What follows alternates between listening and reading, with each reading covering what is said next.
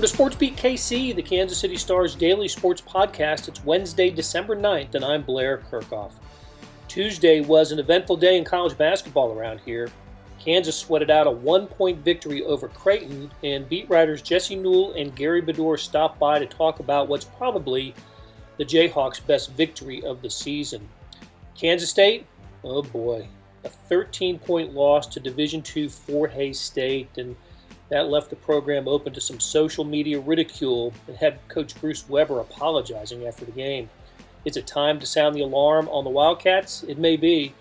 Kellis Robinett and I discuss where Kansas State goes from here, but let's get going with Jesse and Gary. Jesse Newell and Gary Bedore are with us. They were covering the Kansas-Creighton game on Tuesday afternoon. Let me just say, first of all, I am down with the 4 p.m. tip-off. I don't know about you guys, but having an NFL game on Monday at 4 p.m., that Steelers-Washington game, and then KU-Creighton on Tuesday, I'm kind of digging 4 p.m. live sports action. Were you guys good with that? I was fine with it, yeah. I mean, Blair, I think this is all of us getting older. I think this is the hands of time turning for us to be like 4 p.m. yes or 7:30 p.m. no. But yeah, it was good. It was good. What do you think, Gary? Yeah, I liked it better than 11 a.m. games. I thought it was nice. I timed it and I was all done with my work by like 7:30. Which isn't bad for a 4 o'clock game. No. Although if one more free throw had dropped, you would have been later than 7:30 in all likelihood. Kansas ekes out the one-point victory, 73-72. Really good matchup. And I thought, for teams that are as good as these two teams are and for as little, as strange as the season has been in terms of preparation, I thought it was a pretty well-played game, high-level game, and Kansas seemed to be in control at several points, but just could not put away Creighton.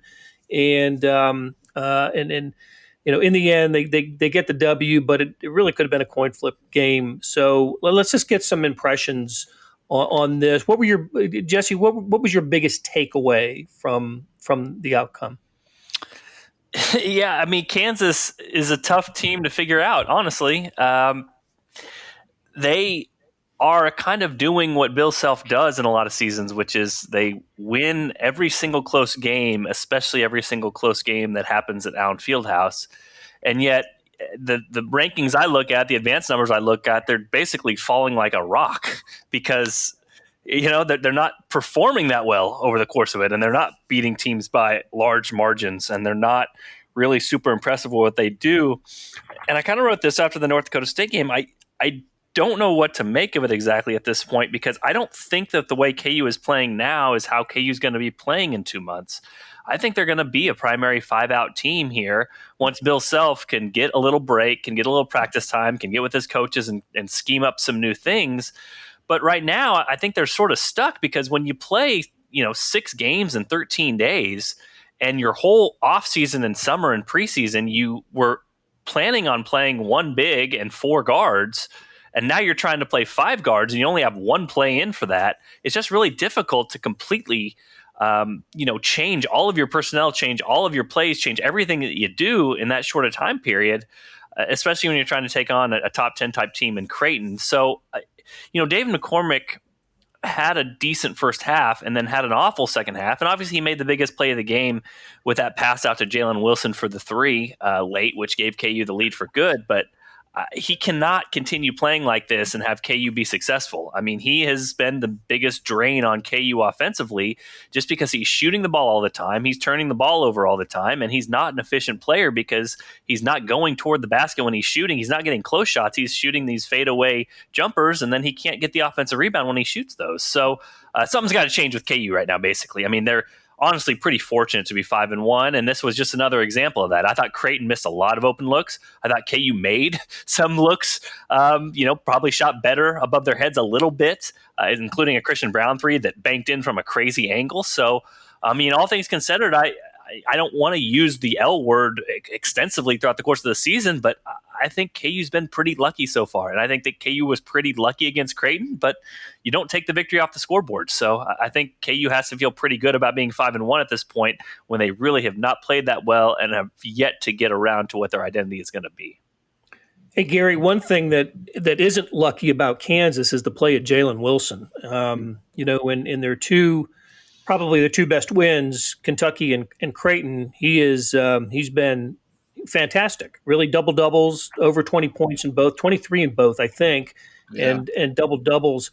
I didn't know he was this. I assumed he was good, but I didn't know he was this good. Has he caught you by surprise a little bit? Yeah, I think so. He really saved the game. 8 for 12, 4 threes, only 2 misses on threes, 10 rebounds. But I think coming into KU, he was ranked in the 40s. So, yeah, he's been kind of a surprise.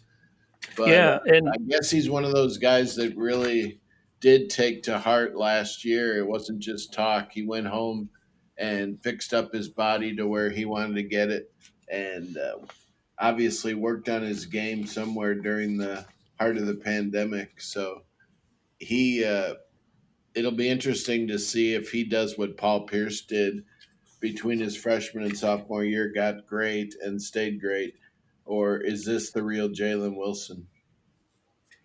I'll tell you, I like that analogy, Gary, because you were there. You covered Paul Pierce, his career, and he did make that jump from freshman to sophomore year, and was an All-America by a junior. Probably should have been an All-America as a sophomore, but was definitely that player as a junior. And of course, we know what Paul went on to be.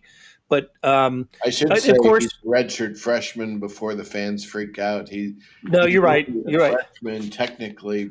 But it's his second year at KU. Right. Sort of the Ben McLemore path, right? Yeah. Sat out his freshman year and then played as a redshirt freshman. But he did have the play at the very end where Gary, I don't know how close you were to the play, the foul on Wilson, but just I guess that's a redshirt freshman mistake that he'll learn from. Yeah. I noticed on the post game with Gurley, Bill had said he didn't think it was a foul. And in his talk with the print media, he said he'd need to look at the replay. Self thought he blocked it, and I did not see the replay. Jesse, I bet, has. I do not know. I just figured Marcus would hit all 3 free throws, and they would play at least one overtime. But, Jesse, was that a foul? It's tough. I mean, it's usually one I don't see called in that situation, but listen, I don't watch very much NBA. I feel like it's one that's called much more in the NBA than it is in college. One of those where if you're sort of in the guy's space a little bit and he goes up for the shot and he kind of contorts his body a little bit and sells it, I thought that's kind of what Zegarowski did. He sort of sold the foul when it went up and the official made the call. So I don't think it's something it's a call that I see very much at the college level. I think I probably see it more at the pro level, but I think more often than not it's not called. But if you're Jalen Wilson, you probably still have to be a little bit smarter than that. You can't risk the possibility of giving a guy 3 free throws. You just gotta, in a crunch time situation, those shots are very difficult to make because you are being guarded. Everybody knows you're shooting a 3, so maybe just a little bit more of have a half step back and let him shoot that shot and take your chances from there. And he's an excellent player too, Zegarowski. So it was and Jalen Wilson's a new college player. It was a smart play on Zegarowski's part, and he got the job done until the final free throw, which I thought Kansas had a little bit of an edge after Zegarowski made the first 2.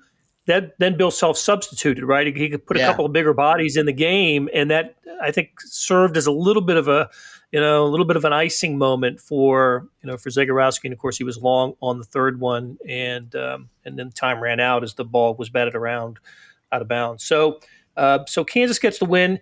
Hey, Jesse, I know you wrote about this, and I was curious about it as well. The sort of how Bill Self used Marcus Garrett in the game, and how he may have learned a lesson from the North Dakota State game.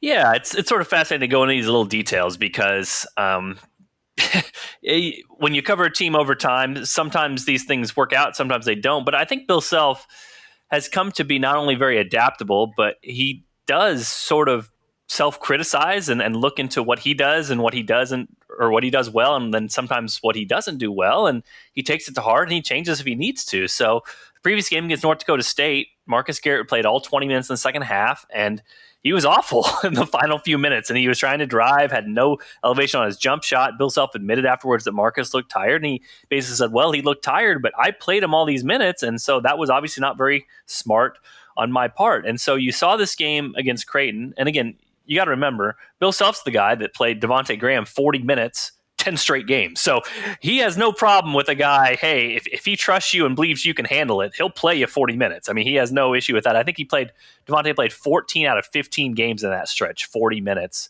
in a row, and it's nuts. But, 9 minutes left. KU's kind of trying to pull away here. You want to get your best players on the court, but Bill Self pulls out Marcus Garrett and sits him for 3 minutes. Again, he looked at that previous situation, realized Marcus was terrible down the stretch. Marcus comes back in at the 6-minute mark, and that first defensive possession he had, I mean, Robbie Hummel even talked about it on the ESPN broadcast about he just hounded Mitchell Ballock on a switch and just, got out to him on a three, stopped his dribble, hounded him after he picked up his dribble. It led to an air ball by Creighton, and you just saw a completely different player. So just sort of kind of one of those nuances, a small thing, but a small thing that can turn into a big thing. And then Marcus Garrett, obviously in the final 2 minutes, also finished a drive through contact with a much better vertical leap than he showed in the previous game against North Dakota State. So I thought it was a nice small thing for Bill Self to do, where he saw that he had sort of screwed up in the previous game. He put Marcus Garrett in a good position to succeed, and Marcus Garrett ended up succeeding at the end of the game. And that's sort of what coaching is all about, is finding those little edges and exploiting them. And I thought Bill Self did a pretty good job with that when it came to Marcus Garrett. Gary, it was the first game that fans were allowed in Allen Fieldhouse in more than just a handful. 2,500 tickets were sold.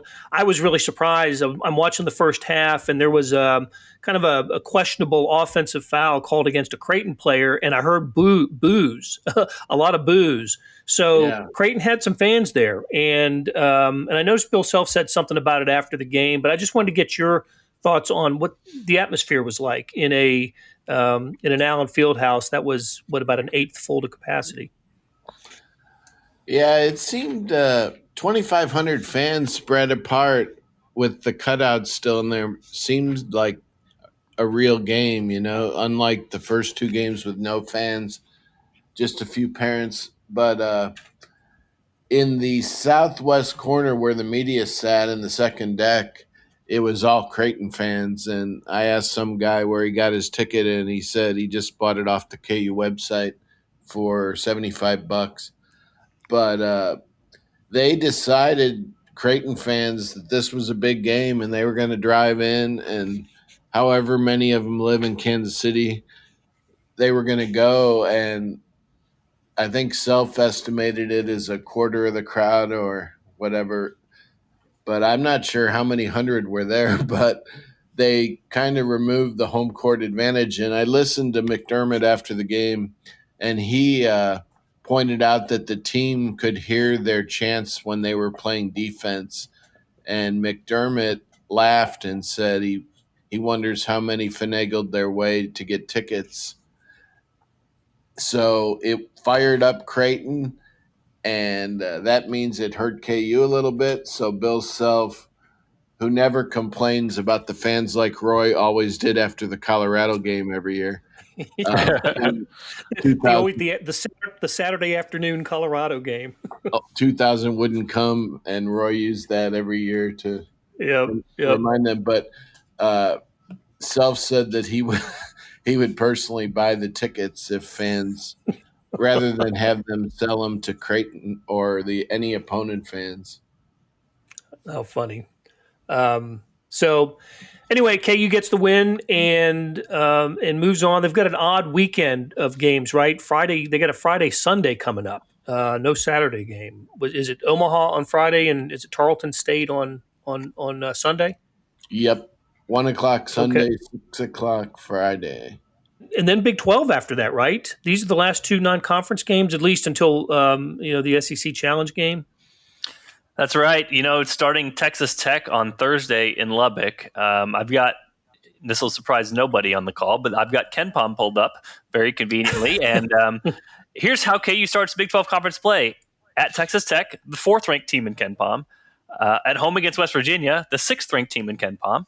And then at home against Texas, the 5th-ranked team in KenPom. So this is sort of the Big 12 shaping out the way that we talked about in the preseason, which is there are 5 damn good teams in this conference, and Oklahoma is sort of emerging as the 6th, which could be kind of a fringe top 25 team. So yeah, this thing is about to get real serious real fast, and KU can't even get to really winter break or Christmas break without facing Texas Tech and West Virginia to start off with. So you really can't let your guard down in this particular basketball season because there's always going to be a tough team around the corner in the Big 12. All right. Sounds good, guys. Great catching up with you, and we will talk again soon. Sounds good. Hey, it's Blair. We have a special subscription offer for SportsBeat KC listeners, unlimited digital access to the Kansas City Star's award-winning sports coverage. Sign up now for 1 year of Sports Pass for access to all the sports news, features, and columns presented on the kansascity.com site, and it's only $30. That's a 40% savings off our regular rate. Your subscription will automatically renew after the initial term at $50 unless you tell us to cancel. Your subscription helps support the sports coverage of kansascity.com and the Kansas City Star, and that support has never been more important.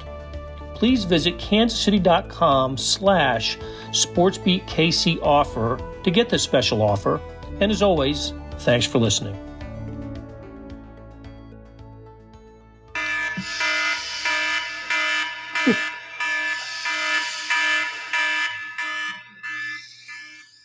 All right, Kellis Robinett, you heard the alarm sounding. Very appropriate.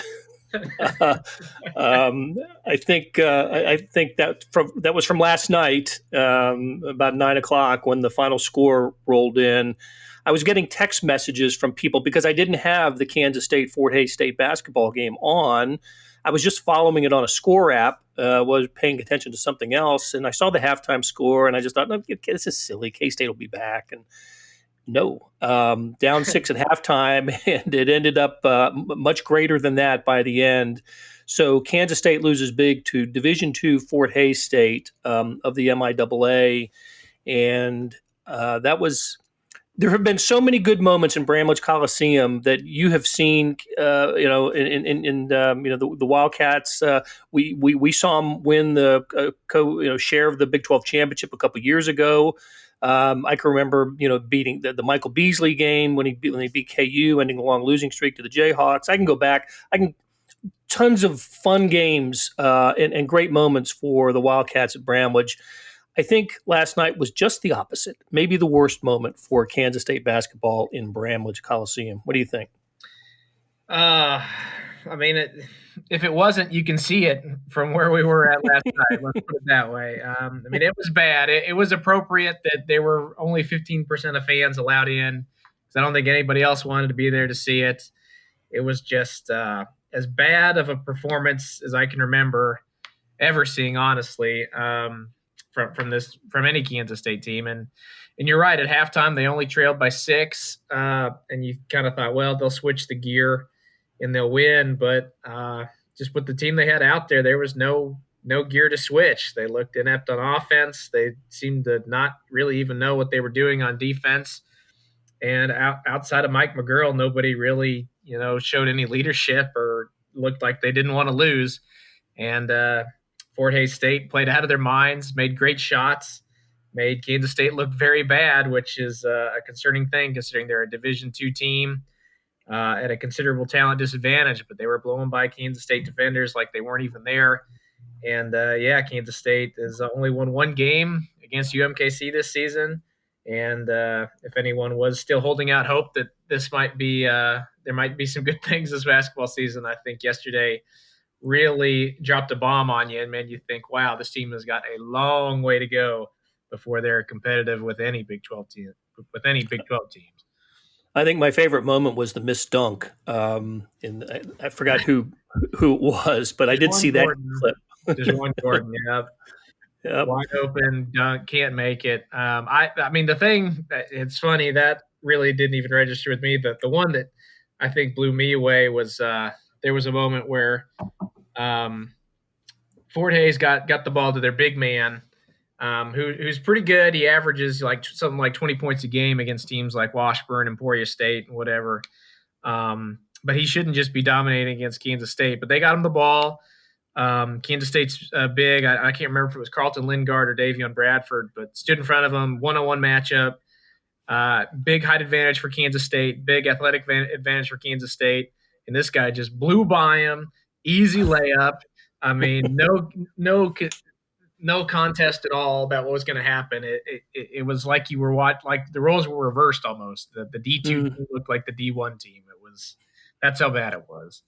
And just to put a cherry on top, typically games where Division I play Division II opponents don't count in the standing or toward a rating, a computer rating for the Division I program. They use them as use those games as exhibition games. They don't count. Well, last night, Fort Hayes State, that game didn't count for that program because they have a maximum number of games that they can play this year. So this one would have counted against it. So they couldn't count that game, but Kansas State did count this game. This game goes on the record. It wasn't an exhibition for the Wildcats. It is a loss to a Division II program. So, all right, Kellis, it is. And it's the first time they've lost to a in-state team not named Kansas or Wichita State since 1945. How about that? Oh my gosh! Wow! And they play a lot of. I mean, they play one or two every year in exhibition games. So, well, here we are. Big 12 plays right around the corner in this COVID shortened schedule. They'll be playing Big 12 games here pretty soon. It is all lost. I mean, there were some moments in the first few games, or some individuals that you saw, and you said, yeah, they can hang their hat on him, or they can maybe do this. And Bruce Weber's been in this position before with rebuilding teams. He seems to get that job done, but last night's outcome was so discouraging that I don't know what I see in store for this K-State team. Yeah, I mean, you definitely could at least point out some positives from the first three games, even though they only won one of them.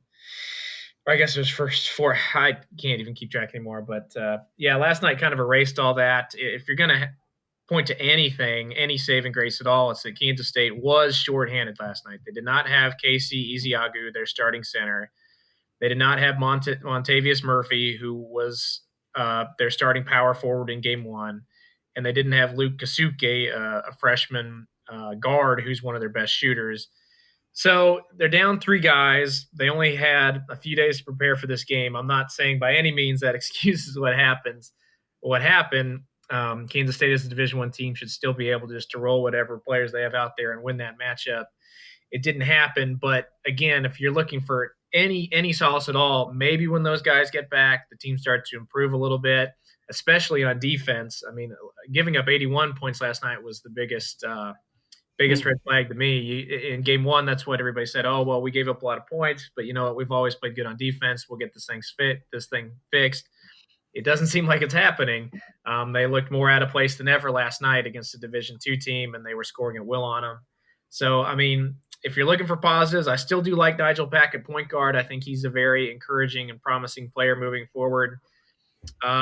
Overall, I like what Mike McGurl has done, especially last night showing a little bit of leadership. But outside of those two things, there's not a whole lot going right now. Yeah, I agree with you on McGurl. I liked what I heard from him after the game last night. That he put it on his shoulders and didn't duck and run. He stood up and took the questions last night. So hey, let's switch it to football real quick, Kellis. You wrote about this today. You had a conversation with Gene Taylor, the athletic director, and I think one of the pieces of information that people would find most interesting is even though the Wildcats, regular season football season is over with a 4-6 record with 5 straight losses to end the regular season, they're still not only in a position to go to a bowl game, but likely to go to a bowl game. Is that right?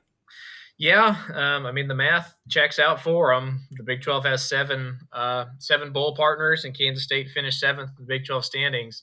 So as long as those games get played, Kansas State is expecting to get an invite. They should get an invite, and as of right now, they're planning to accept it. That could change if too many players get COVID and they're not healthy enough to go. If they're just or if the bowl game or some of those bowl games get canceled, that could throw a wrench to those plans. But as of right now, both Chris Kleiman and Gene Taylor are on record as saying that they want to play in a bowl game. They want to keep practicing. They want to give these guys an extra chance to compete. So I would look just after Christmas. I think they're probably going to be playing in either Phoenix in what they're now calling the Guaranteed Rate Bowl, which was previously the Cheez-It Bowl, which is now actually what's they're calling a bowl game in Orlando. So very confusing. But they're in the running for that, or another bowl called the First Responder Bowl in Dallas, which I believe is played at the SMU football stadium. And those are both the day after Christmas. It'll be a short turnaround. If they make it, the games will be announced on the 20th. Then they'll have to hit the road and be there on the 26th for a game. So that'll be interesting to see how they game plan for that. But yeah, as of right now, as weird as it sounds, they want to go to a bowl of 4 wins. And again, right now, write it in pencil, not ink. But right now, it seems like it's going to happen. And we do know some bowls are off the table. Not necessarily the Big 12 contracted bowls, but other bowls. I think it's up to 10 bowl games that aren't going to be played this year because of COVID, and they just have decided not to play them. Yeah, and like I said, that's always a possibility. Some of these games could just decide that it's not worth it. They're not going to play.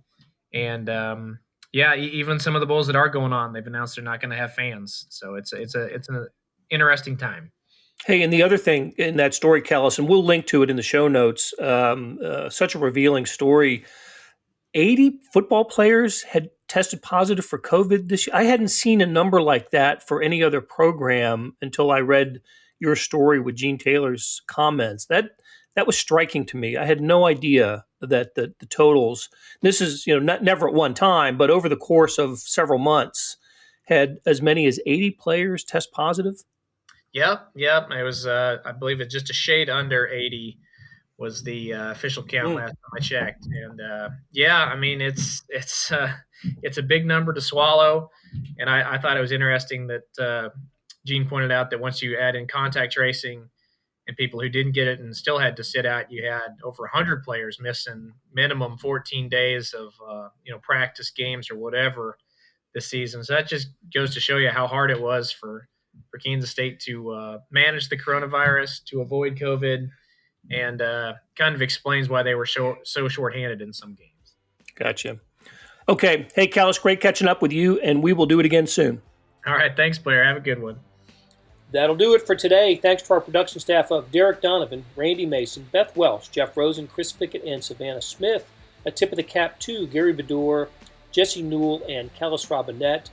Their stories on college basketball can be found in the show notes and on kansascity.com and wichitaeagle.com. Hey, we have another deal for you, especially for those who want to deep dive into the Stars' terrific Chiefs coverage. For a limited time, you can subscribe to Sports Pass for 99 cents a month. That's right, 99 pennies a month.